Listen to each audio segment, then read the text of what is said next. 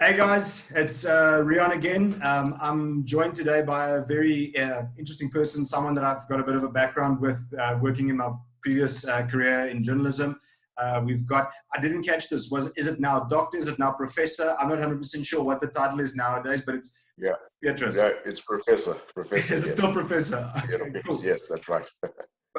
Prof Petrus, thanks so much for joining us then. We just chatted off air a little bit about our backgrounds. We haven't spoken in a while. And thought it would be cool. I just want to give you guys some background. I met Professor Petrus for the first time when we did an article, a question and answer for the Afrikaans paper Die Burger on just what is his background, what he does, silly things like favorite food, favorite movies, that sort of thing. And we sort of built a relationship, and we started talking a lot about crime stats, about gangs in PE, about all these different criminal elements in poorer communities, and things sort of grew from there. So, Prof, once again, welcome. Thanks for chatting with us. And how are you guys on that side?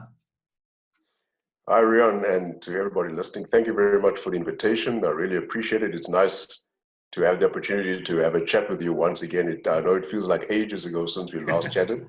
And the reason why is because things have certainly changed, or it looks like on both of our sides.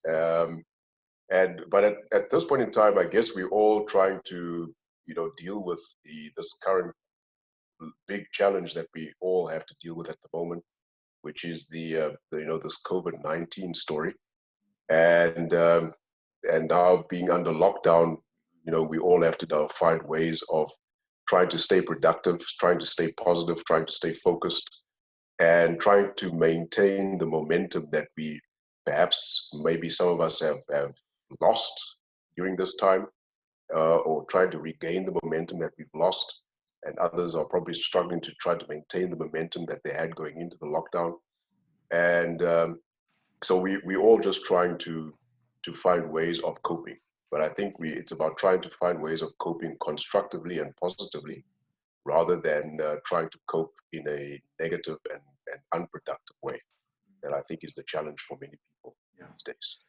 As we just said as well, we had this conversation. I had this conversation with someone earlier this week. We were talking about the negativity and how me coming from the media industry myself, it's sad to see that the biggest focus is on the negativity.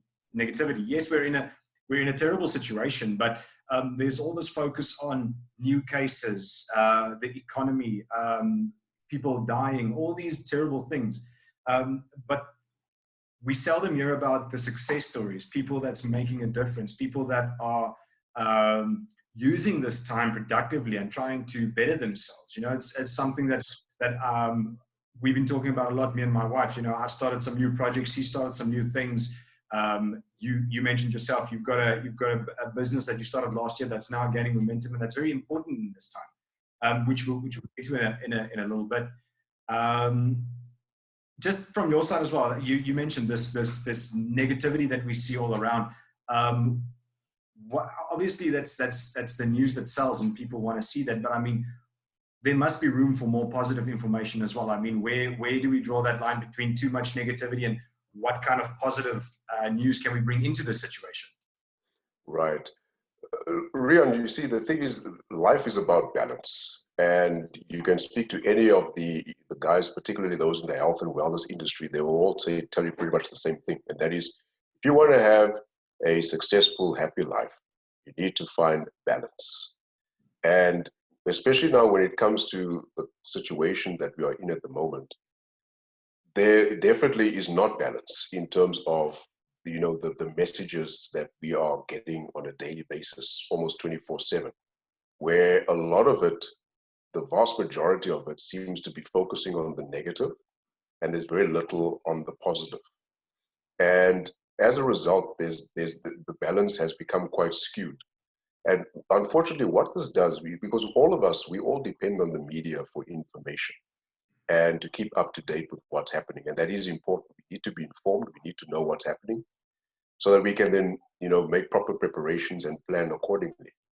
Unfortunately, most of the media is overly concentrating on the negative consequences that this situation has created. Now, I'm not saying that we shouldn't be made aware of what the negative consequences are. Of course, that's important. But I think it needs to be balanced with some of the more positive information that is also out there regarding this particular situation that we are in.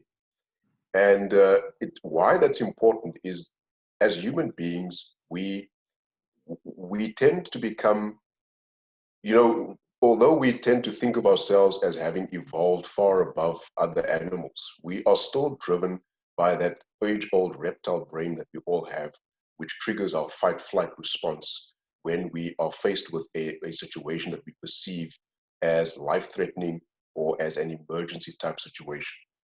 And what that does for us as people, as human beings, is that it triggers an overemphasis on a negative reaction, a reactive response to what we see happening around us. That is why, for example, we saw the various instances of panic buying, for example, when this thing started, right? I mean, nowhere was it said that the shops will run out of food and supplies and people will not be able to go and have, go to the shops and access these things. It was simply said that there were going to be ways in which this was going to be managed. But everybody just heard there's going to be a lockdown, and the next thing, the response, the reaction was, let's just go out and buy everything. And shelves were empty. People were frustrated when they got to the shops because everything was already sold out. And that's an example of this fight or flight reaction that I spoke about when we are faced with negative information or negative situations. So we need to learn how to manage our information or our dissemination of information a lot better, so that we don't inadvertently trigger this kind of reaction, because at the end of the day, people are going to react based upon the information that they get. That's just how we are hardwired as human beings, as animals. We respond, we react to what we see in front of us. And if we are constantly bombarded with negative information, what it does is that not only in terms of behavior, but also in terms of mindset, it also creates a mindset of fear, of anxiety, of stress, of negativity, and that then filters into our behavior as well. And that is, I think, what has become perhaps an even greater challenge than the actual COVID-19 virus itself. The way we are sort of, in a certain sense, influenced to respond or react to the situation rather than the situation itself. You know, it was Jim Rohn, the famous business philosopher, the late Jim Rohn, who said that our lives are mostly affected by the way we think things are, not the way that they actually are.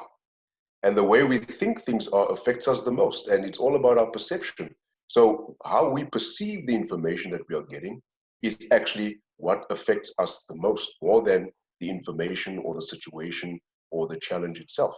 So we need to find ways of managing our perceptions of the situation, so that we can filter out the things that are going to cause us to react in a negative way, and only focus on the information or on our perceptions that will help us to respond to the information in a more positive way. Yeah. Which is where I think people like myself, coaches and others who are able to provide a supportive function for individuals and groups and businesses and so forth, can play a vitally important role in terms of helping people to manage their perceptions of the current circumstances. You touched on something specific, and I was laughing to myself when you were talking about the perceptions and the panic buying. And where did it ever say that we're going to run out of toilet paper? And when did toilet paper ever become an essential need? I know for some people maybe, but I mean, it's one of those things. We were walking in a shop, and this was just before lockdown, and we genuinely needed toilet paper in the house. But because we were walking there and everybody was, I looked at my wife, I said, you know what? I don't want to buy toilet paper now, because it's like everybody's going to think, oh, look at Rian, he's also panic buying, which I was. Right. We were talking about the situation, but now you're just thinking, I don't want to look like one of the sheep just following the perception. But you touched on a very interesting thing there, and the concept, we talk about all the negative information, but there's also the idea of all the wrong information out there. And we're looking at something, the concept of fake news that has been dominating a lot of the media for the last year, 2 years. It's been a term that's been coined, and it's everywhere. And I think that's something that we've also, it couldn't have come at a worse time. You know, we're facing this global crisis, this global pandemic, and now you've got all this misinformation out there as well. Right. People putting out fake statistics. You've got people putting out fake remedies. You've got people saying, you know, use this mask, drink hot water, you know, this will help. The window period is 2 weeks. Some people say it's 4 hours. The tests are like this. The hospitals are closing down. There's been a lot of nonsense out there. And I think, you know, like you said, we're being led by what we read in the media because it's our only source of information. But now you have all this, it's about verifying your facts, finding out, making sure you follow credible media sources. And who are they quoting? People in charge, you know, if you see they quote a doctor, whoever, make sure that person's legit. Because I mean, now it's like quoting me saying I'm not a doctor, you know, but what do I know about the situation? The things I say are only things I hear. I've got good sense to double check some of it, but you need to be so careful. And I mean, what are some of the ridiculous things that you've heard that people have jumped on? I mean, there must be something that comes to mind that you're thinking this is nonsense, but people actually believed it. Yeah, look, there isn't anything, I don't think there's anything other than what you already mentioned that that I've heard. I mean, we've probably all heard the same information, you know, either in different platforms, some on social media, you know, some, you know, even in the mainstream media and wherever else. So I don't think that there's anything different. I just saw, I think it was yesterday that I saw the president of Madagascar also in the news having some kind of herbal remedy that he was promoting as a cure for COVID-19. So I guess, I don't know, if you've got the president of your country that's promoting herbal remedies, then there might be some truth to that. But, you know, you never know, and that's just it. What I'd like to touch on is, you know, when I'm coaching my clients, and I actually also did this when I was still an academic as well, teaching my students. And when I coach my clients, I always say to them, one of the most important skills, whether it's in business or whether it is in life or whether it is in whatever aspect of life that you engage in, one of the most vital skills that every single person should have is the skill of critical thinking. And what critical thinking does is that it forces you to slow down. When you are bombarded with information, it forces you to slow down and to ask critical questions about the information that you are receiving. You've mentioned some of those questions earlier as well. You've got to ask yourself, you know, where does this information come from? Who is the source? What are their credentials? Are they credible? Are they reputable? Is there any other information, or are there any other facts or sources of information out there that can either verify or support or refute whatever this person is telling me right now? Are there any alternative points of view other than this particular perspective that I'm getting right now? And I think those are critical questions that we should be asking ourselves, especially in a situation like this where we are bombarded with information from all angles.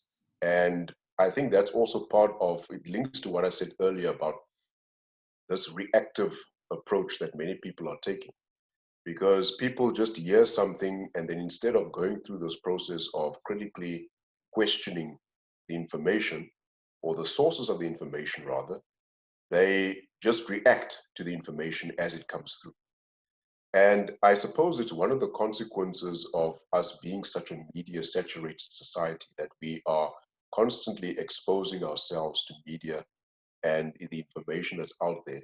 But in my personal viewpoint is that this is what makes critical thinking so much more important. Because there's such a proliferation of media out there, because there's such a lot of information out there, some of it useful, some of it not useful, we need to be in a position to analyze that information critically so that we can separate the information that is useful and productive from that which is negative, or unproductive. Because the biggest challenge that one of the biggest challenges that I see right now is that people are just absorbing information without actually applying any critical thinking skills at all. And I think that that is one thing that we really need to focus on. We need to educate people about the importance of critical thinking. We're supposed to be doing it at schools and at universities.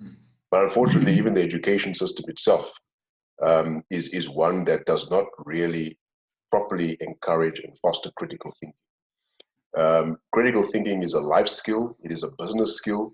It is a career skill. It is an absolutely essential skill that every person needs to have. Because if we have people who can think critically, then we won't have a problem such as fake news, because people will know exactly how to sift through the information, how to analyze it critically, what questions to ask, where to go to verify whether this information is true or false, and then be able to make an informed decision about whether they accept that information as credible or not. And that, I think, is the biggest challenge that we have today. Yeah, we were talking about credentials and making sure people are credible, and we've sort of touched on your background quickly. I just want to tell people that when you say something, it's worth listening to. I just want to touch on this. It's like when we met initially, you were a doctor in the anthropology department at Nelson Mandela University. From there, you moved. You were a professor, I assume, also in the anthropology department at Fort Hare University. And since then, you've started your own business. And you were talking about students. So as a student, you also talk about now. So you've started a life coaching, a success coaching, mental coaching business. Can you just touch on that? Just give us some more background on exactly what it is that it entails. Yes. When I moved from NMU to the University of Fort Hare, I was a research professor in the Faculty of Social Sciences. So I wasn't attached to any specific department. I was a researcher in the social sciences faculty, and I was there for about 5 years. And then in 2019 February, I went into my coaching business full time. So I started off as a life coach, and now I'm a business growth and leadership coach, as well as an academic career success coach and academic leadership coach as well. And then I also do some speaking, motivational speaking as well. And how I got into this is I started it off as on a part-time basis, because I just felt that what I had accomplished in the university environment, I was not going to be able to do any more than what I had already been able to do. I had been in academia for almost 20 years. I think it was exactly 18 years that I spent in academia. I taught anthropology for a period of 15 years, 13 years, 15 years. And then I did focus mainly on research and supervising postgraduate students for the 5 years that I was at the University of Fort Hare. So that was I pretty much really done everything that I could do as an academic. So I just felt that it was time for me to maybe shift focus where I could actually make more of an impact. And the best way that I thought that I would be able to do that was to become a coach, where I could use my experience, I could use the skills that I've been able to develop through my years and years of being an academic, and use all of that to try and help people in a much more direct manner than I was ever able to do as an academic. Because as you know, in academia, pretty much all that you can really do is teach, and you can teach.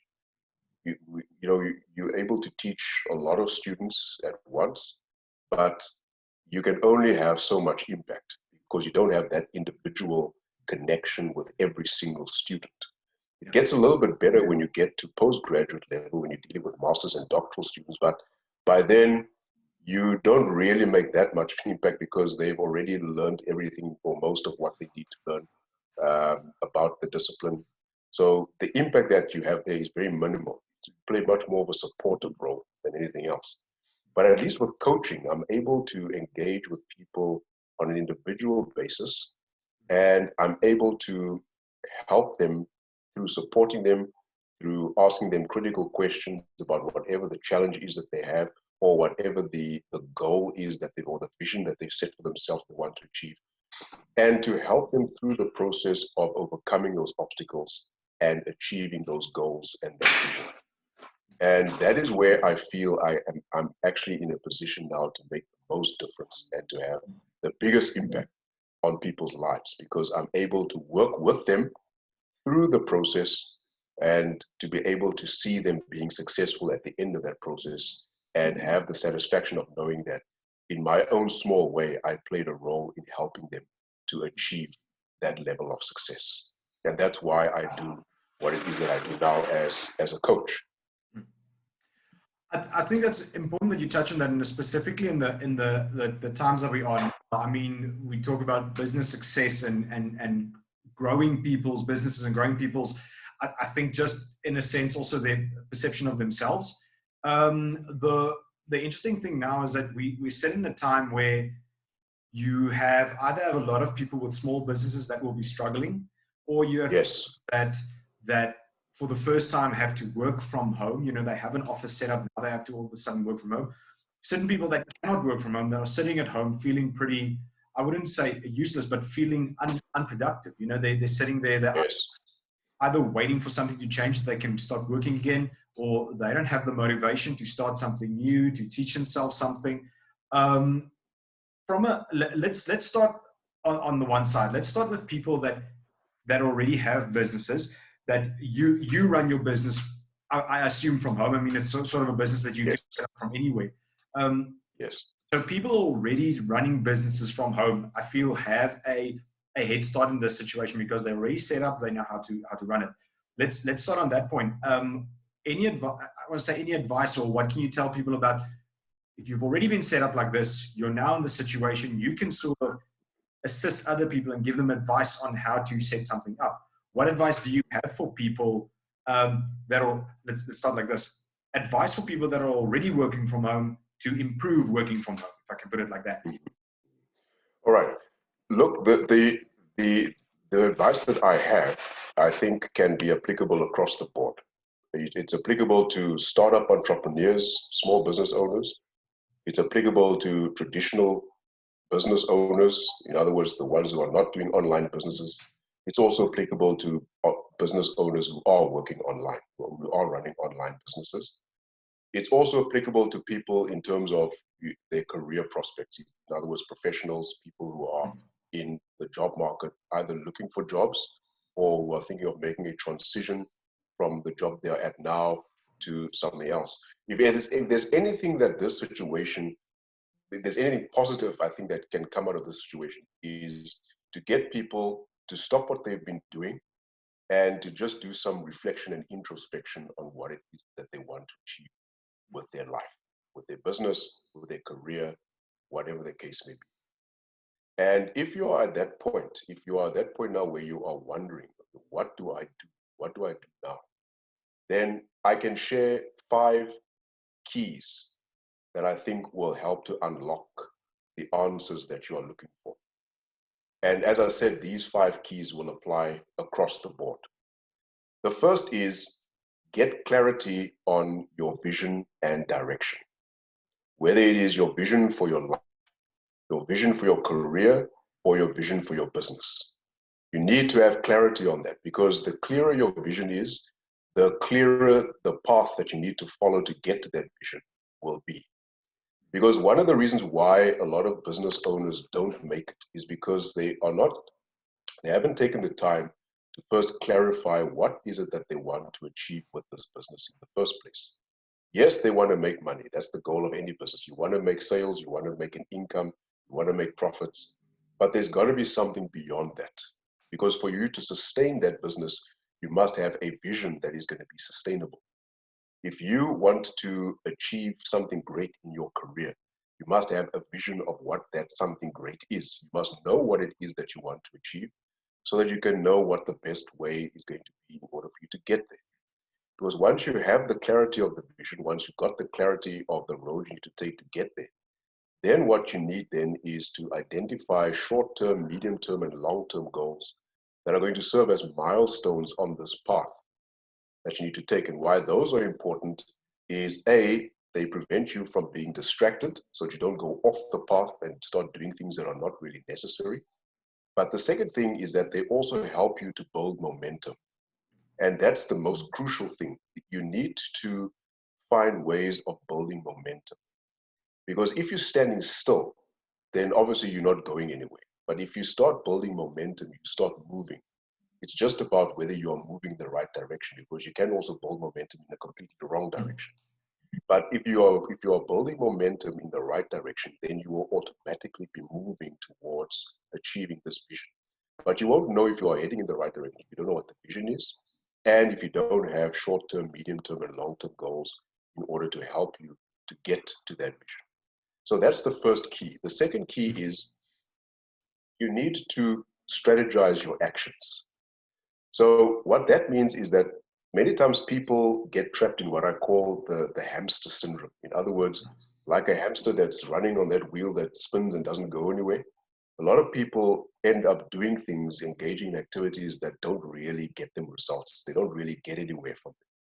And that is because they are spending their time doing things that are unproductive, either unproductive or they are spending their energy inefficiently. So by strategizing your actions, you become a lot more strategic in how you invest your time and energy and resources so that you are engaging in activities that will help you to get the most results or the best results by actually spending minimal effort, minimal resources, and minimal time. Because as we know, one of the major challenges that a lot of people struggle with is time management. And so one of the things that one needs to do is that you need to learn how to manage your time so that you can be engaged in activities that are productive and directly relevant to the goals or to the vision that you want to achieve. Anything else is a distraction.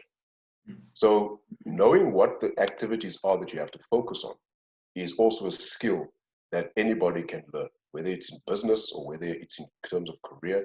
It's a skill that anyone can learn, and that is part of what I teach my clients as well, how to identify appropriate actions to take and to strategize them correctly so that they are being efficient in how they apply themselves as far as those actions are concerned.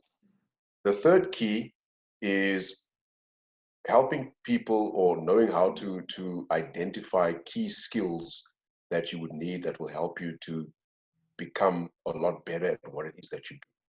So there are two categories of skills that we can talk about. There's the technical skills. In other words, what's the specific knowledge or expertise in your industry or field that you can gain? Is there any more knowledge that you can learn? Is there anything more, any other skill that you can acquire that is unique or specific to your industry that you are in or your business that you are in?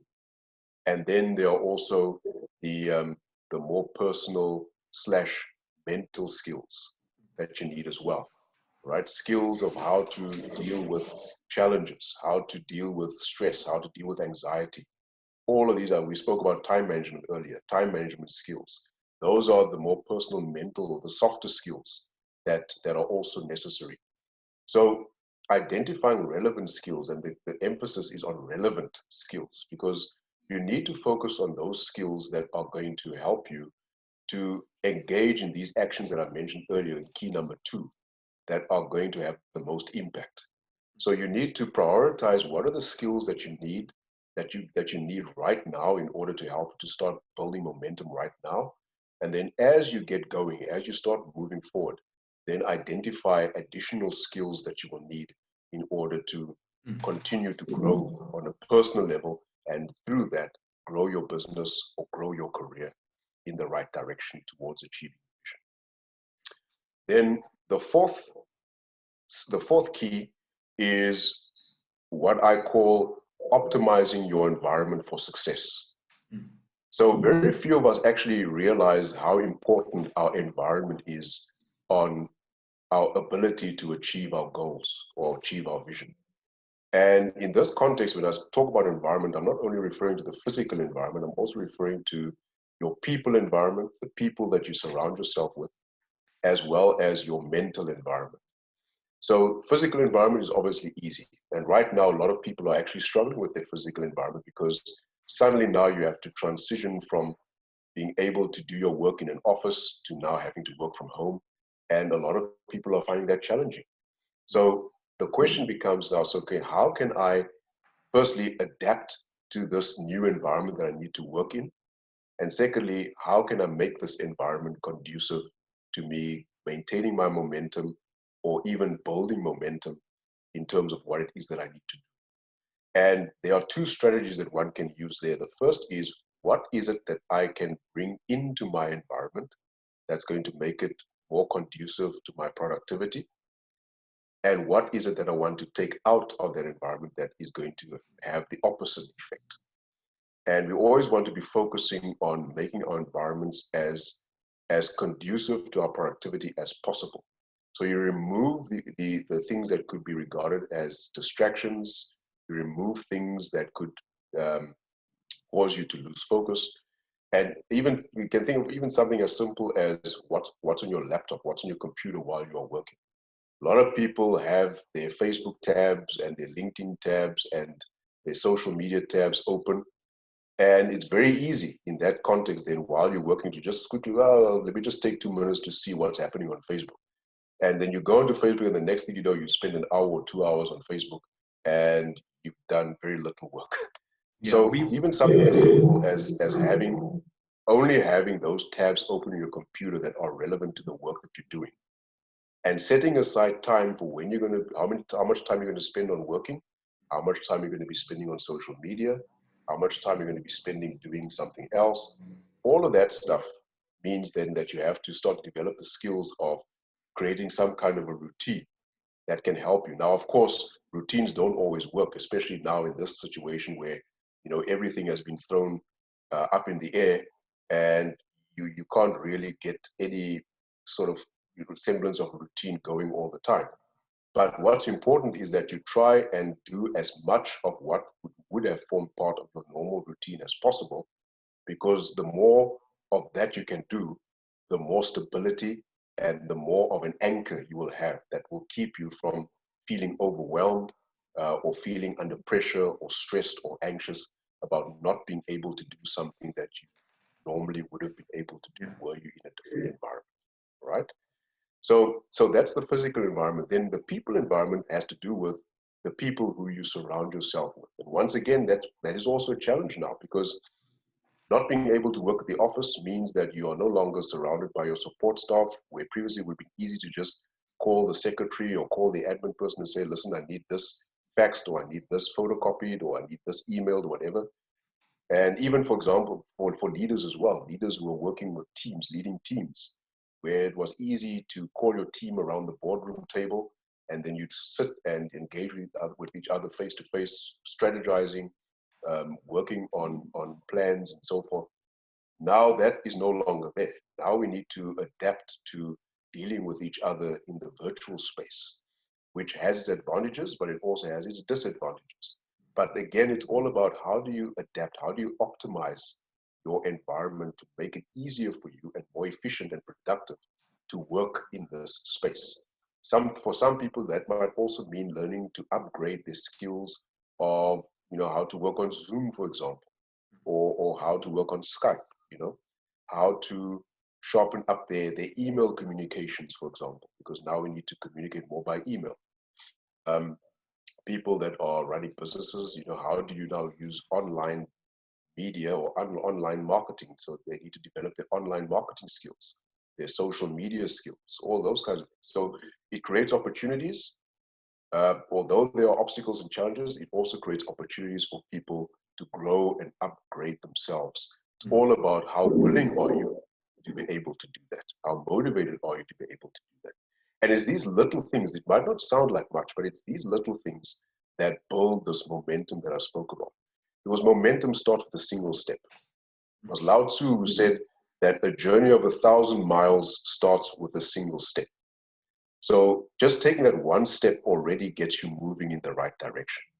So just learning a small skill gets you moving in the right direction. So it's all about helping you to either maintain your momentum or to generate momentum so that you can start moving in the right direction towards achieving your goals. And then the last one, which is your mental environment, that has to do with what are the mental challenges and obstacles that people are experiencing at the moment. And a lot of people are in a negative mindset. They feel demotivated, they feel discouraged, they are feeling anxious. Many people are perhaps struggling with self-doubt, wondering whether they had made the right decision, especially startup entrepreneurs who had made the decision to get into start a business right before all of this happened. People who maybe decided to leave formal employment and start businesses for themselves right before all of this happened, wondering whether they made the right decision.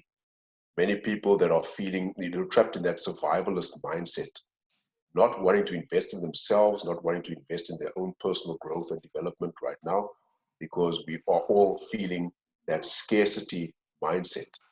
I don't want to invest anything right now because what happens, what will I do if something should happen and I might need that money, something along those lines.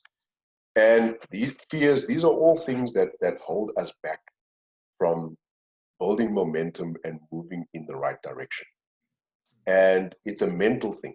And that is part of the mental environment. So you need to find ways of overcoming those mental blocks. Because once you're able to do that, and once you're able to get to a point where you can make a decision, take decisive actions, and do that without hesitation, then you will be in the right mindset to be able to make a success. Somebody once said that in any opportunity or in any situation, there is opportunity. So even in the most negative circumstances, there are opportunities. That is why there are some businesses that are thriving right now. But the other thing that one should think about is what are the businesses, which businesses will be thriving after this lockdown period ends? And then the question you need to ask yourself is, how will you be able to take advantage of that? Once the lockdown period is over, how will you be able to take advantage of your business, of the influx of business that is going to happen once this lockdown period comes to an end? So there are opportunities everywhere. It's just about whether you are able to identify those opportunities. And to be able to identify them, you need to get rid of the mental blockages, because that is what's blinding a lot of people now to the opportunities that are all around them. So if you want to be a successful entrepreneur, you need to overcome those mental blocks so that you can see the opportunities that are available, see your options that are available, and then be decisive enough to take the necessary action in order to take full advantage of those options and opportunities. And then the fifth and final key links to this point, which is overcoming your mindset and emotions, right? So a lot of people are now in a reactive mindset. Many people are not thinking rationally about what's happening, and therefore are not able to see the options and opportunities that are available. Many people, quite understandably, are feeling very despondent, very discouraged at the moment. But if you are a business owner, you need to be able to find ways of overcoming those mental challenges, because you're not going to be able to. I mean, entrepreneurship is about it. It's a roller coaster. It's an emotional roller coaster. There are days when things are going well, you're feeling highly positive, you're feeling highly motivated, you're getting clients, you're making sales, you're getting profits. But then there are days also when things are not going all that well. And it's particularly in dealing with the challenges when things aren't going well that these mental skills, or the skill of being able to master your mindset and emotions, becomes very, very important. I mean, we all get frustrated. We are all human beings. So we do have those days when we don't feel positive, when we feel a little bit frustrated. I've had those myself for the last couple of days, where we don't feel really high energy and operating at a high frequency, where we can actually attract from the universe, attract the good results that we are looking for. We all go through those days. But the trick is knowing how to quickly get yourself out of that space, what you can do, what skill sets you require to get yourself out of that space, so that you are able then to get back into the right space, the right mental space, and then be able to just continue where you left off without necessarily losing the momentum that you were able to generate in the first place. And this is where I think coaching plays such an important role, because when I coach my clients, I actually take them through all 5 of these different processes. This is the methodology that I use when I coach my clients, whether it's business owners, startup entrepreneurs, experienced business owners, whether it is people who are in corporate or leadership positions, whether it is academics, academic managers, academic leaders. All 5 of these steps are vitally important because they apply to all of these different spaces. They apply to all of these different environments. So it is necessary that people be aware that there are things that you can do right now in order to help you to be productive and to maintain the momentum that you may have had going into this lockdown situation. And the one thing that I'd like people to know is that everything is temporary. Nothing stays the same forever. So in as much as we are in this lockdown situation, at some point it is going to end. So the question is, how will you emerge once the lockdown ends? Will you emerge as somebody who's been beaten, despondent, demotivated, broken down by going through this negative experience? Or will you emerge as someone who is highly motivated, highly energized, ready to take on the world? Because while other people were immersing themselves in negativity and all of the negative stuff around this COVID-19 and lockdown situation, you actually did something productive with yourself. You refocused and realigned your vision and direction for yourself and for your business or for your career. You learned how to strategize your actions. You learned how to optimize your environment. You made a plan to try and identify what kinds of skills you might need in order to become a better business person, in order to advance your career, to get that promotion that you've been looking for all this time. And you made means of trying to learn how you could better control yourself, control your mindset, control your emotions, so that when you come out of this lockdown period, you'll be a lot stronger mentally. You'll be a lot better. You'll be much sharper. You'll be more focused. And the best part of all, you will be able to hit the ground running, and you'll be far ahead of the curve than many other people who are in exactly the same position that you are in right now. You will be far ahead of them once this lockdown is over. And that is, I think, the question that people need to ask themselves. Business owners, professionals, that they need to ask themselves of how are they going to emerge? What will they become as a result of this lockdown? Because there's a choice. You can either choose to become defeated and then deal with the consequences of that decision, or you can choose to say, I will come out of this lockdown a lot stronger, a lot better, because there are things that I can do right now that will make me stronger and better once this lockdown is over, and that will put me in a far better position than I was going into the lockdown. Because sometimes we only grow when we are faced with challenging obstacles, when things are going well. I mean, I'm sure that there are many, many, many business owners, many career professionals out there who didn't see the need to upgrade themselves, who didn't see the need to invest in their own personal growth and development, didn't see the need to work with a coach who could help them to identify how they need to improve themselves. But now they find themselves in this situation, and I bet you that there are a lot of them who now wish that they had made that decision to invest in coaching or to invest in some or other kind of training program to upgrade themselves, or even just to pick up a book on personal development and personal growth and read it, you know. And the opportunity is there now for you to do it, because it's never too late. It's never too late for you to invest in yourself. It's never too late to invest in your own personal growth and development. Because at the end of the day, whether it's in business or whether it's in your career, you are your business. You are your career. So if you don't invest in yourself, you will definitely not be able to invest in your business, and you will not be able to invest in your career. So it all starts with you. You've got to invest in your own growth and development.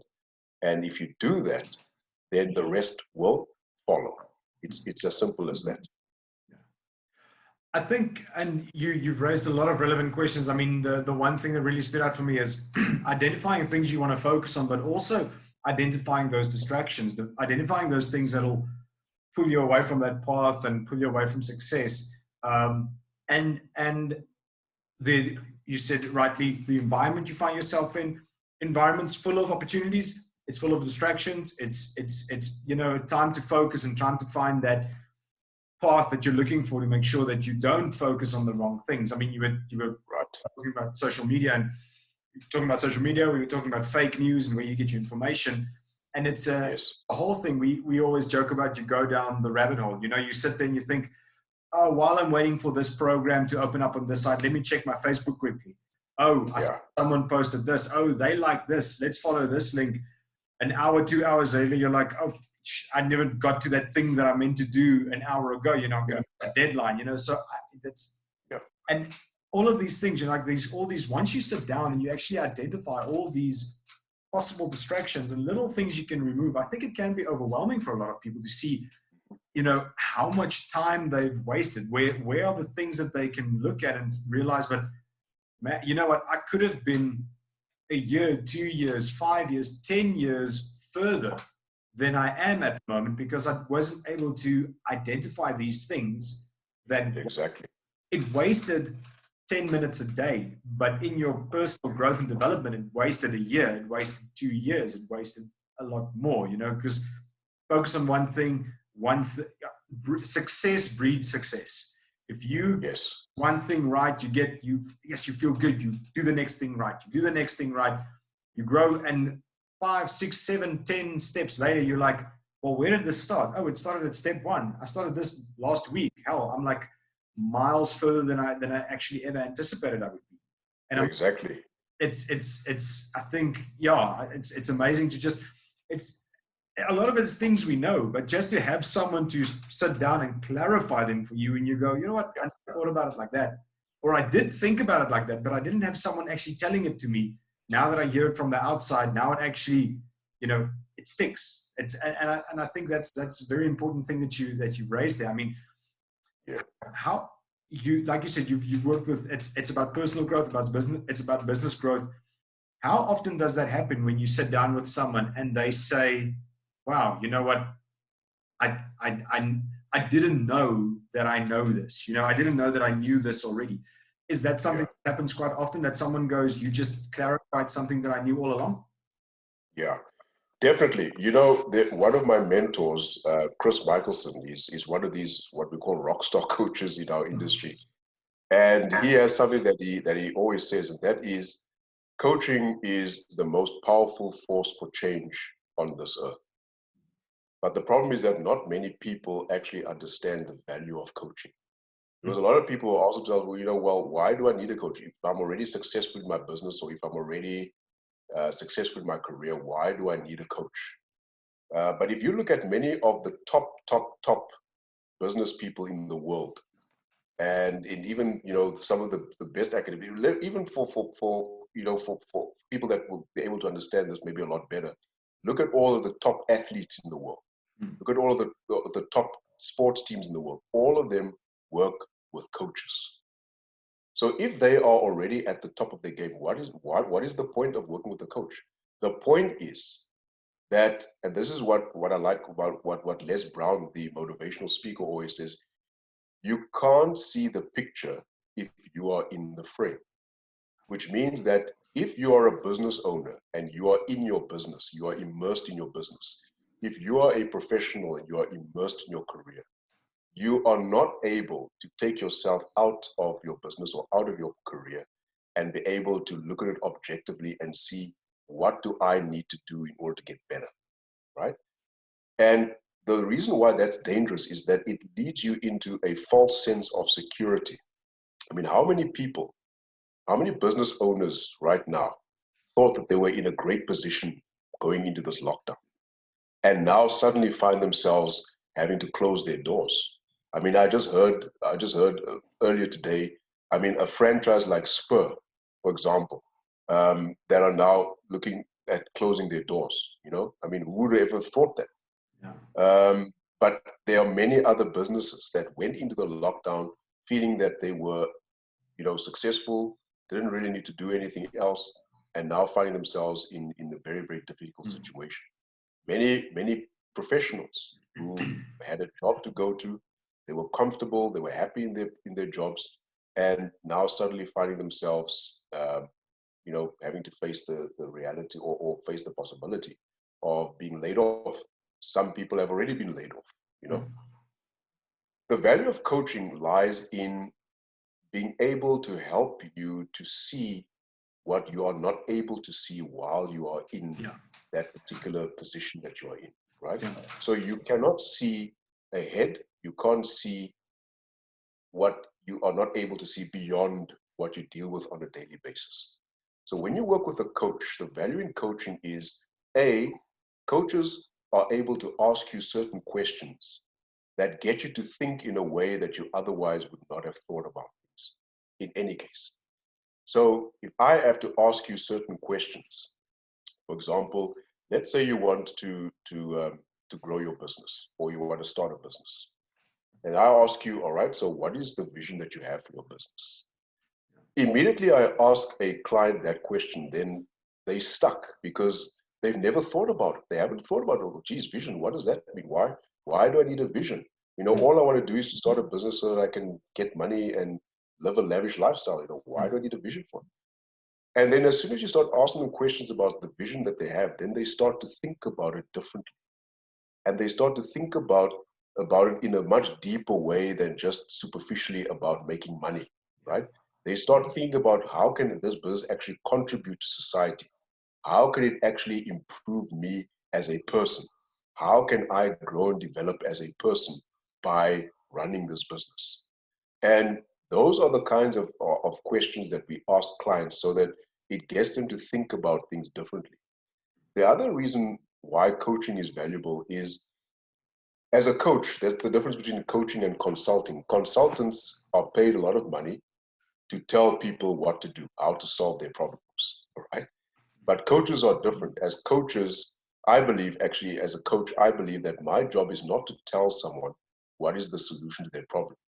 I can't tell a business owner who's been in business for years what the solution is to his business challenges, because he is the expert in his business. Exactly, yeah. My job is to help him to uncover the solutions to his challenges. Because a lot of times, that's why I spoke about mindset earlier, a lot of times people know what they need to do, they have the solutions to their challenges, but it is covered, it is buried under all of this mental stuff that's going on in their minds. And either they are afraid to take the action that they need to take in order to solve their problem, or they are hesitant or procrastinating about it, or there's a little bit of anxiety or fear about the consequences of taking that action. It might be considered to be a risky action that they need to take. But then now they are wondering whether it would be a good idea for them to take that risk. So they know what they need to do, but it's just about, how do you get them from thinking about doing it to actually doing it? Yeah. And sometimes it's just about asking them the right questions to get them to think about things in the right way. That is the difference between them taking action and not taking action. And then the third area where coaching is valuable is that if we accept that the solution to the problem is within the person already, then sometimes just them talking about what the challenges are helps them to uncover the solution. I've had that happening already with a few clients of mine as well, where they will start talking about what the obstacle, they would say they want to talk to me because they have this challenge, they don't know what to do about it. And then I'd invite them to a session, and then I'd say, all right, so just tell me a little bit about this particular challenge that you're having. And then they'd start talking. And then as they're talking about it, suddenly the light bulb goes off and there's the answer right there. So sometimes the value of coaching is not really in me as the coach asking you all these questions. Sometimes it's just about letting you talk, because that's the other thing. A lot of people don't have people that they can talk to. So especially, the business owners, executives, people that are in leadership positions don't have people that they can talk to, because they are seen as the leaders. Everyone's looking up to them. Yeah. And it can be a very lonely place. So having somebody there to listen can sometimes bring you to the solution to your problem. And that is also where coaching becomes quite a valuable resource for people to use.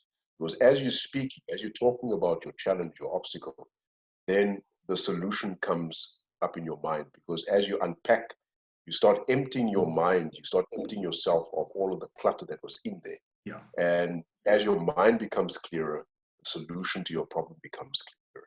And then you have the light bulb moment, and then you know exactly what it is that you need to do. Then it just becomes a matter of, okay, so now how do we strategize the solution so that we can make it as efficiently applicable as possible in order for you to get the results as quickly as possible. So those are, for me, what the most important values, or what the most important things are that coaching can provide as far as value to business owners, professionals, anybody who makes the decision to invest in the coach. This is the kind of value that they can expect to get from working with a professional coach. I think it's something important that you now raised again was just talking about things, like like you said, you've got this clutter in your mind, you've got 20 different things going, and then it's family stuff, it's personal stuff, it's work stuff, it's physical, I'm not going to make it to the gym today. I'm not, what am I going to make for dinner tonight? It's my kids need to do their homework. And once you sit down with someone and you say, look, here's my business situation, here's what I'm struggling with, and you just start putting relevant thoughts after one another, and that clarifies that part that we were saying about. That's a way of focusing on the relevant things and taking away the distractions. I'm not saying family is a distraction from business success. In some cases, family is good, family is great. Having all these distractions is sometimes a good thing to get you out of that space as well, to look at the bigger picture. But I mean, once you sit down and you decide, I'm not going to talk about my personal issues, I'm going to talk about the things that are bothering me at my job. And you start structuring those things in a straight line. Like you said, you start seeing, well, there's a solution to this. There's a solution to this. There's a person I can speak to. There's something in from outside. And I mean, like you said, it's about just talking about things as a way of removing the clutter and removing the distractions and saying, I'm going to focus for the next half an hour, 45 minutes, hour, whatever. I'm going to talk about this one specific problem that I have. And I think that'll open a lot of doors for you. I think that's something that once you sit down and you actually focus on the problem, that is, I want to say, focusing on the problem is half the battle. That'll help you clarify things that are distractions from outside and keep you away from that path that we were talking about just now. Right. And that's also why, my coaching process is such that the client actually sets the agenda. So in other words, anything that we talk about in the sessions, I don't tell the client, this is what we're going to be talking about today in this session, right? The client sets the agenda. So whatever the client wants to talk about, that's what we talk about. Because I feel that it is important that we focus on what the client deems to be the most important priority that they want to deal with at that specific point in time. Because people don't pay for coaching. When people invest in a coach, they don't pay for coaching. They pay for results, right? And the results that they are looking for is the result is immediate in terms of what their particular challenge is right now that they want to resolve right now. So I don't give the client the agenda because my agenda might be completely the opposite of what the client actually wants to deal with at that point in time. So I need to listen to what the client wants to talk about, and then hearing what the client has to say, then structure how I coach them in order to deal with that specific issue.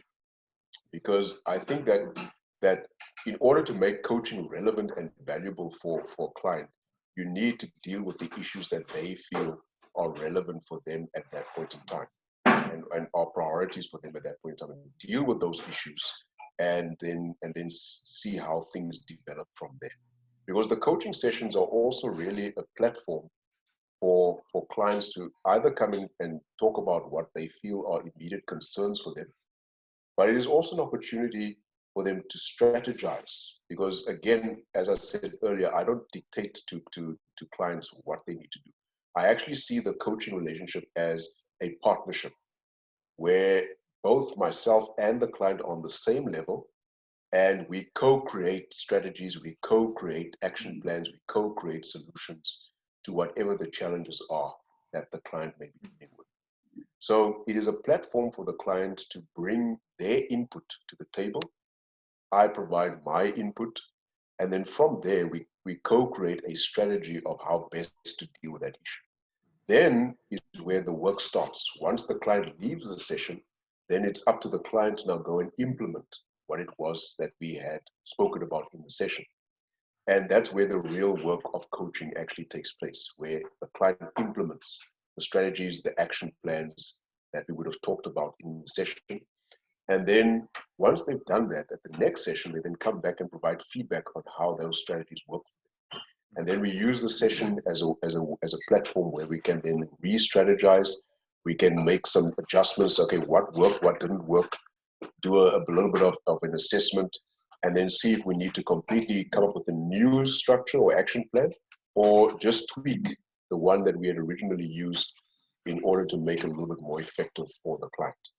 So that is really where the value of coaching lies, in helping clients to get results on the issues that they feel are the most relevant to them at that point in time. So if I understand you correctly, it's more a case of coaching is more, I almost want to say, facilitating or acting as a catalyst for growth. Because I mean, as you don't know the business. That business owner, he runs the company for 15, 20 years, whatever, or he just started the company, but he started it because it's something that he knows. So it's a case of, you don't go to a car manufacturer and tell them that you need to implement a new radio into the car because that'll make it a better. You need to build a V8 engine instead of a straight six.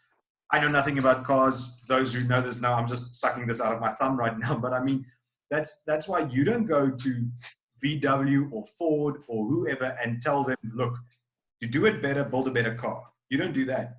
They know what they need to do. You just say, okay, I don't know what your business is, but I can help you identify things for within yourself that you can then go and look for the right person to solve the solution, to get the solution. You know, it's not, I can't tell you how to run your business because I don't know how to run your business, but I can help you figure out how you yourself need to run. You understand what I mean? It's a case of just helping them realize what they need to do instead of telling them.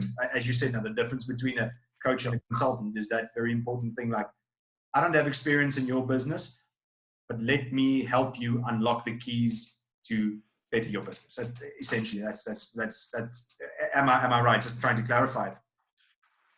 Yes, exactly right. So coaching in a nutshell is about giving the client the tools through which they can uncover the results that they want or the solutions to their own problems and challenges. That's what coaching is. It's not about telling the client what to do.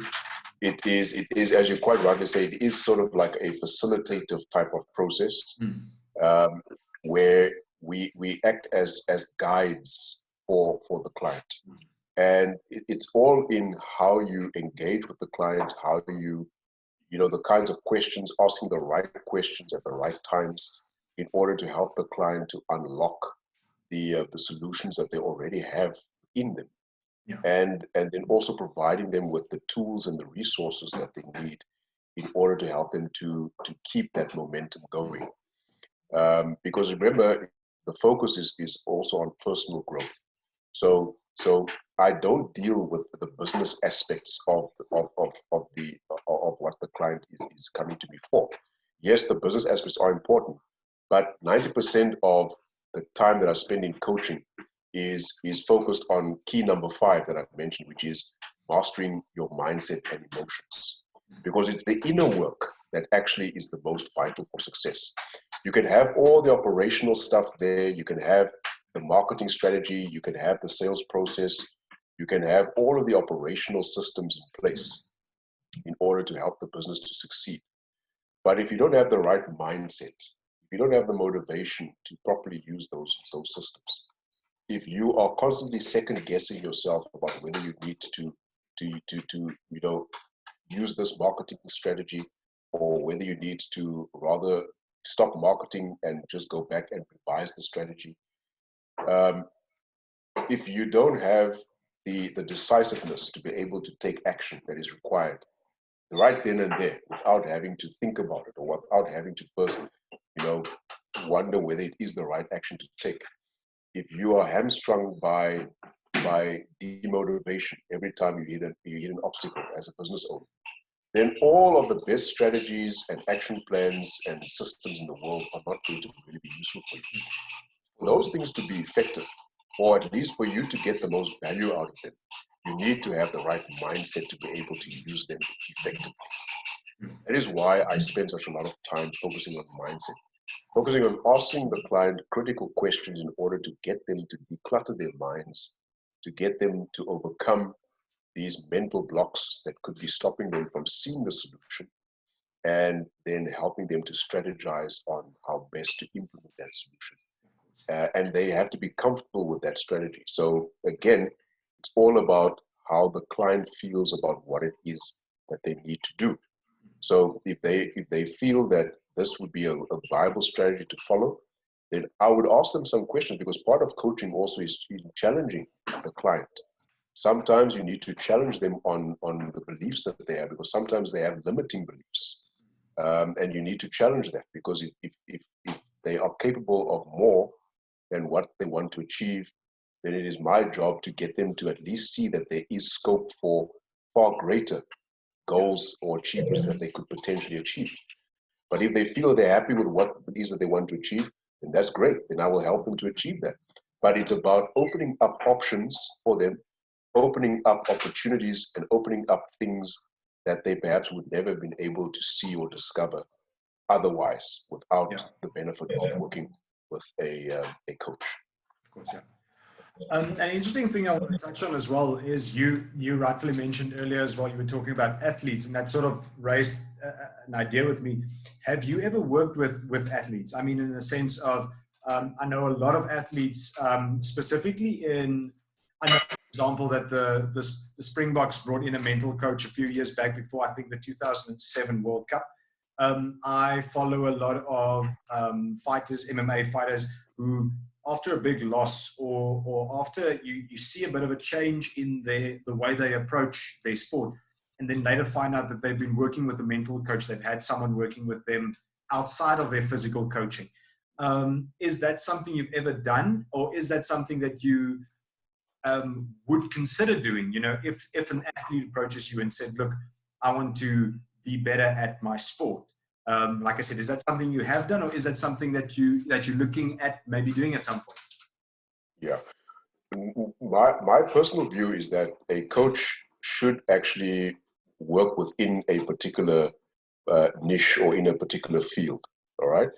So obviously, dealing with athletes, you would probably, if you're a coach working with athletes on a mental level, then you would probably need to have some kind of training in sports psychology or something along those lines, which is something that I don't have. So I think you can be far more effective as a coach if you've had some kind of training in a particular field, that you can then work with clients who are in that particular area or in that particular field. Yeah. So mental or sports mental coaches have training in sports psychology, so they are the best people to be coaching or doing mental coaching for athletes, because they are in that field. They've got the expertise, they've got the skills. So I do academic coaching because I've worked in the academic environment, I have experience of it. And I do business coaching because I'm also running my own business.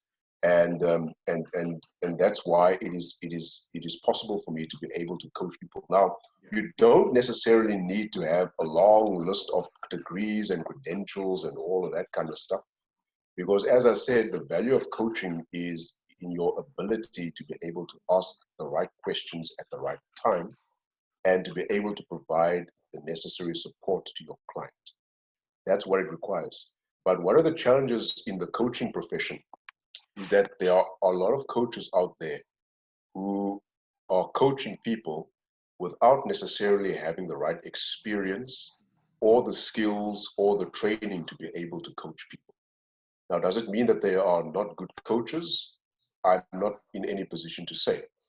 But the fact that they are out there coaching means that whatever they are doing, they are actually providing some benefit to the people who may go and consult them. But the challenge with coaching, the coaching industry, is the regulation of it, because there are a lot of coaches, as I said, who are unregulated, who don't belong to any formal coaching body like Comensa, for example, the body that I belong to, Coaches and Mentors of South Africa. And therefore, you know, you can't really verify their credentials as coaches. And it might put some people off. Some other people might not really care. As long as they can get results from the coach, that's all that they really care about. Whether he has a PhD or whether he has a membership with one or other coaching body, doesn't really matter to them. All they care about is whether they get results. And whether that's a good thing or a bad thing, I can't say. But I think when it comes to certain areas of specialization, then you need to have some kind of training or experience at the very least in that field to be able to be an effective coach. And I think this also brings into focus the difference between being a coach and a mentor, because sometimes people confuse those two as well.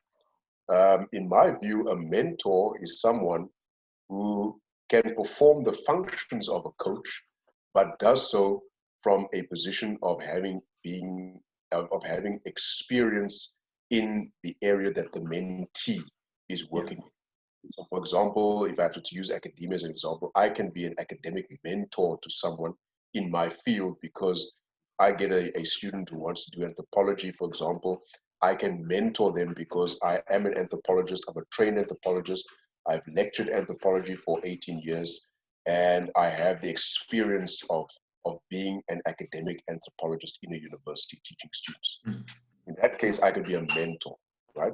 But if I'm a coach, I can say, for example, that if I was never an academic, but I'm a coach, I can still coach that particular person, because I am able to, I'm a trained coach, so I know what kinds of questions to ask, I know how to ask them and what to do with them during a coaching session, which can still be helpful to them without me necessarily having worked or having had experience in the academic environment. So that's the difference.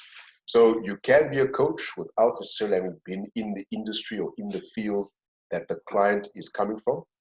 But you need to be a mentor, you need to have had experience in the field that the client is coming from. And that is the main difference between the two. I'm going to jump to something different, and it's relevant to an extent. We were talking about personal growth and about growing as a person, and how this time period away from business or away from home for some people might, help them grow in certain aspects. We were talking about, I was talking about this with someone else recently, and we said that a lot of people are now forced to be away from the office, forced to be away from work. They're at home with their families. For a lot of people, this might be a very frustrating thing. For a lot of people, this might be, they can't think of anything worse. I know that there was a big concern. I mean, everywhere you looked, there was a big, I want to say, promotion of domestic violence hotlines and that sort of thing. So a lot of people are now stuck at home with people they don't maybe want to be stuck with. On the other hand, you might have a very successful businessman who hasn't been able to spend time with his family, now getting all this time with his loved ones, getting to know them better. And maybe after this lockdown finishes, comes back to work going, you know what, I've actually kind of found out what's really important to me in life. And I maybe want to take a step back from my business. I feel that might be something that's good for the business, but also good for me personally. What are your thoughts on that situation? Because I mean, there's personal growth can take on many different forms. It can be in terms of my business success. It can be in terms of my family success. It can be just in terms of my own personal mindset. So as bad as the question I want to ask actually is, as bad as this lockdown is for some people, do you think that for other people it might actually be one of the best things that could have happened? Definitely. It all depends on whether you have shifted your perspective enough to be able to see that. Because I think the biggest challenge, or one of the biggest challenges for many people now, is that the people that are struggling are the ones who are struggling to shift their mindset out or away from what they become accustomed to. And if there's one lesson that I think we all have needed to learn from this current situation, is the importance of being able to adapt. And adaptation means that you need to be able to have that skill of shifting your focus, shifting your perspective, so that you are not hamstrung as soon as you find yourself now taken out of your comfort zone or out of an environment that you've become used to and put in a completely different situation or in a different environment. Now you suddenly don't know how to function because of the fact that you are not able to adapt. I remember years ago, you probably would also remember this, there was a show on TV called MacGyver. And I used to love that show. I never missed an episode. And that is a perfect example of adaptability and resourcefulness. Yes. So regardless of what your environmental circumstances are, there's always something in your environment that you'll be able to use productively in order to help you to grow as a person, or to help you to find the solutions to your problems or to your challenges. It's all about how do you see your, so we're back to the thing of perception. How do you perceive your environment? A lot of people are just looking at all the negative stuff. So they are unable to see the opportunities to learn. They are unable to see the opportunities to grow. They are unable to see the opportunities to become better versions of themselves. They are unable to see the opportunities for them to refocus, to shift their priorities, to maybe rethink what they had originally thought to be priorities and to shift those around. Now, of course, there are those that see these things, as you quite rightly said, who are now realizing, but actually they've been focusing on the wrong things. And now they are able to make that transition and to shift their focus to what they believe now to be the right things, or the things that they want to now make their new priorities. And that's part of what coaching also is about. It helps people to figure out whether they are focusing on the right things, whether they are focusing on things that are going to be good for them in the short, medium, and long term. And if not, how can they quickly shift their focus and transition to a new set of priorities that's going to help them to be more productive, or to live a better quality of life, to be able to enjoy time with their family. Because that's another thing that's also coming out of this situation. A lot of times business owners, career professionals are always complaining about not having enough time to do everything. And now that a lot of them have enough time to do everything, now they're complaining about having all the time in the world because they actually want to be at the office under time stress and having to meet deadlines and all of that kind of stuff. You see, it's all about how you look at it. It's all about your perspective. It's all about your perception. It's all about your willingness to see how you can use the current circumstances to improve yourself as a person, to reevaluate your priorities, and whether you are willing to make the decision to shift your focus in the right direction that you feel is the best for you at the end of the day. One thing I want to touch on and I want to pick your anthropology side of your brain for this one, is a lot of things we were talking about the media and a lot of things coming out, things that absolutely blow my mind from a very, I want to say, from a dumb perspective, a lot of people. And two things that have come up that I've seen the last week in the media that has really, really bothered me, actually, and I thought I'd like to get your insight on it, is this goes back to something we spoke about years ago. We were talking about crime and the circle of crime, and how we once had this conversation about gangs and how people in communities protect gangs because they also provide for certain things, and where there's poverty and where people don't have an income. And I saw something that I felt related to this very strongly. It was here in Port Elizabeth, where everything is in chaos. Everybody is worrying. There's a case of panic buying I want to say in very affluent areas, you have panic buying, but in other areas where it's poorer, where income is a problem, you see a lot of people looting. You've got people that provide a specific service within their community. It might be foreigners, it might be local people that got a little shop. Now all of a sudden people are panicking and not panic buying necessarily, but panic looting. You see all these people, their shops being raided, things getting broken down, for people to get things that they feel they might not be able to get their hands on. That's one thing that came up for me. And the other thing was, and this is in the US and very specific areas in the US, and like I said, it blows my mind how people are still, parts of the United States aren't, as in South Africa, under a full lockdown. They still have freedom of movement. They can still do things. It's up to business owners to decide whether they want to close down or not. How do they run their situation? And in my personal opinion, that's evident, and you can look at their stats, the way that their infections and things are still rising. They haven't taken strong enough steps to sort of try and curb this thing. But the one thing that came out that really bothered me was I saw a lady with a poster, and they've gotten a pro-choice movement, an anti-lockdown movement, where a woman said, "My body, my choice." And I know this dates back to people with regards to sexual abuse, with regards to abortions, those sort of things. But now people are going, you know what, if I want a virus, it's my right to choose if I want a virus. If I don't want to wear a mask, it's my right to not do that. And this is it's that, together with this panic situation, this looting, is two very negative mindsets that have come out of it.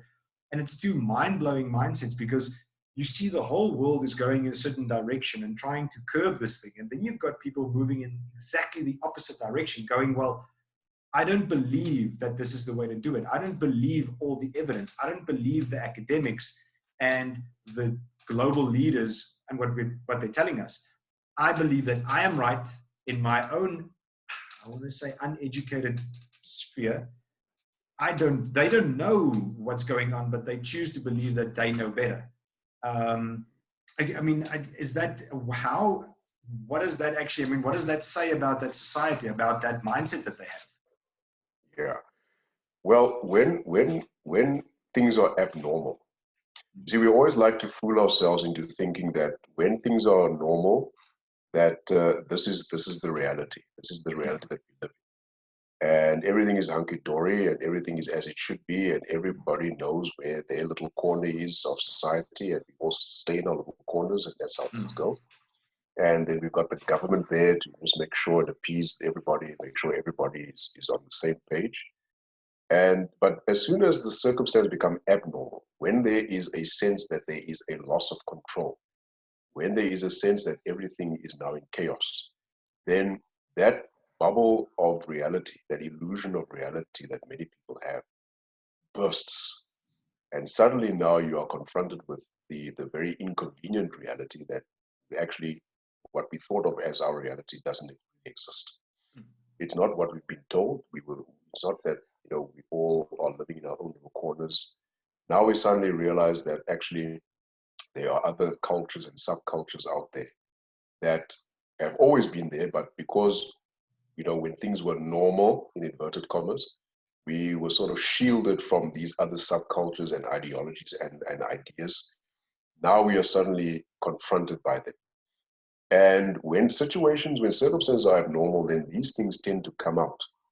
And there are various reasons that one can speculate as to why that's the case. I mean, if you're talking about the case of the looting that's going on in certain places, I mean, that could be from a place of desperation. It could be from a place of that it is a way of people rebelling against the state and the imposition of a lockdown, people feeling that they are having their freedom of movement infringed upon and are now expressing that dissatisfaction in this particular way. It can also just be, wanton criminality. There are various ways that one can try and make sense of something like looting. On the other hand, your example of what's going on in the United States, that's now also about these alternative ideologies that are coming out, and that also to me is a manifestation of this rebellion against the government, rebellion against the state. I think this pro-choice thing, in the United States context at least, I think is also I think that's part of this old liberal versus Republican dichotomy, where it's also a way for the groups who subscribe to that particular ideology to rebel against the Trump administration, which they see as a Republican-dominated administration. And also perhaps as a way of venting their own frustrations with Donald Trump himself. As we know, there are many people in the US, particularly in the liberal camp, who are not happy with Donald Trump as president. So people will use, whenever there's an abnormal situation, you will always find fringe groups, and sometimes not even just fringe groups, but even mainstream groups, that will use that as a platform to express their ideological position and to try and gain support for their ideological position. I don't think it is anything that's unique just to this situation, because we see it all the time. Whenever there is a chaotic situation that shocks the nation, that shocks the public, that shocks society, you always see people coming out of the woodwork trying to gain from that situation, whether it's gaining from the publicity or whether it is gaining from being able now to use it as a platform for them to express their own ideologies or whatever the case may be. Or even just as a way of getting the focus on themselves in order to bring attention to what they stand for or what their particular beliefs are or ideologies are, which they probably wouldn't have been able to do under more normal circumstances. So I think that's probably how one can look at what we see going on in different parts of the world, the way people are reacting to the lockdown situation that's happening. But I think across the board, generally, I think it is also it's more of a reaction to the imposition that many people are perhaps feeling of being forced to now restrict their movements, people being forced into their homes, not being able to move out, because there's also a psychological component to it. When you put people in a confined space for too long a period, then they will start acting out. Yeah. Because that's just the way the mind is. That's just the way our minds work. So people will perhaps start to engage in activities that might seem irrational, but it may well be a response to this imposition, this thing of being forced into a confined space. As you said earlier, also in many cases, people being forced to now be in the same space with people that they actually don't want to have anything to do with. Yeah. And there's no way that they can express themselves. And so they find, negative or destructive ways of letting out those frustrations of being forced into this lockdown situation. I was actually laughing. There was a joke that I read the other day where a guy said, I found this lady sitting on my couch. Turns out it's my wife, and she's actually not a bad person to talk to you. So, yeah, I saw that one myself. Yes, yeah, and I mean, and that really is pretty much, it sums up what I've been saying. That you suddenly now you have to now deal with people that you don't have to deal with under normal circumstances, but now there you are, and now you've got to. I mean, there are some people that actually are willing to spend 8, 9, 10 hours a day at work because they don't want to be at home with their families. They don't want to be at home with their spouses. And now they are forced to be at home with their spouses and families. And you can imagine the psychological impact that has on having now to deal with the situation. I'm in the fortunate position. It's actually fun. The only bad thing for me at this point is I love spending time with my wife, with my son. We've got another one on the way. The only bad side to it is that the amount of cookies and cupcakes and cake things that have been baked. I'm trying to stay in shape, but I mean, it's not easy at this stage, That's my biggest. No, definitely not. No, that's why if you want, there's a little free piece of advice for startup entrepreneurs. If you want to get into a business that will be booming after this lockdown, try and get into a gym business. Start a gym business or start a nutritional supplement business. You will make a killing, I guarantee it. It's that New Year's resolution movement we'll see. People are going to be like, exactly. I'm going to join the gym. 3 months later, there's no one there, but you've made money, so you're exactly. Professor, people that want to get a hold of you, website details, social media, where can they reach you? All right. I think let me just say that at the moment, specifically during this lockdown period, I am currently offering a free coaching program, particularly for business owners. It's a free either start your own business or grow your own business coaching program. So anybody who's interested in wanting to know how they can utilize the lockdown period to help them to grow their business can then get in touch with me. I'll help you to clarify your vision and direction for your business, refocus, realign your vision and your goals for your business. We'll also go over how to optimize your environment, especially those who are struggling now with adapting to working from home. And then I'll also work with you to overcome whatever mindset challenges you are dealing with as a result of the lockdown in that free session. So how I can be reached is I prefer either telephonically, and so my cell number is both phone, WhatsApp, as well as for Skype, which is 0722 843 156. So as I said, that's either voice call or WhatsApp or Skype. And then the other alternative then, of course, is to email me. And my email address is all small caps, THEO at tspLifeskills.co.za. So if you prefer to reach out to me by email, then by all means do so. I do have a LinkedIn account as well.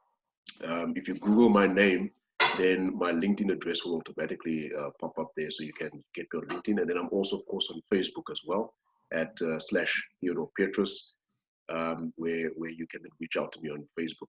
So if you would like to have that free session with me, then please, by all means, reach out to me, give me a call or contact me on email, and then I'll be more than happy to set up a session with you within 24 hours of you contacting me.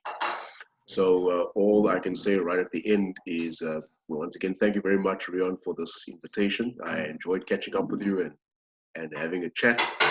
Hopefully it will not be the last. Yeah. And my final message to everybody out there is, in the words of Les Brown, do what you can, where you are, with what you have. Thank you, Rion. That sums it up. That's perfect. Professor, thanks so much for chatting with me. Like I said, we've got all the contact details there. Anybody get a hold of you, that's perfect. Thank you for your insights. I mean, I think that'll clarify a lot of the things for people, you know, with regards to the situation we are in now, but not just for now, but also for the period coming under lockdown, but also for the period after lockdown. I mean, like you said, everything is limited. It can't go on like this forever. Things will change again, and then we need to be ready for when things change. I mean, adapt to where you are now, but be ready to adapt again, because things will get back to normal, or closest to normal as it can be. These are unprecedented times, and at some point we have to see some kind of normality return to civilization in whichever form. We'll see what that is, but we'll keep an eye on it. I believe there's another president's address tonight, if I'm not mistaken, so we'll find out. Yes. And but yeah, I'm looking forward to catch up again. I mean, we've spoken about this. Let's see how things change. We'll catch up again, and we can have another chat. Again, thanks so much for your time, and we'll catch up again. Great. Thanks a lot, Rion. We'll talk again soon. All right.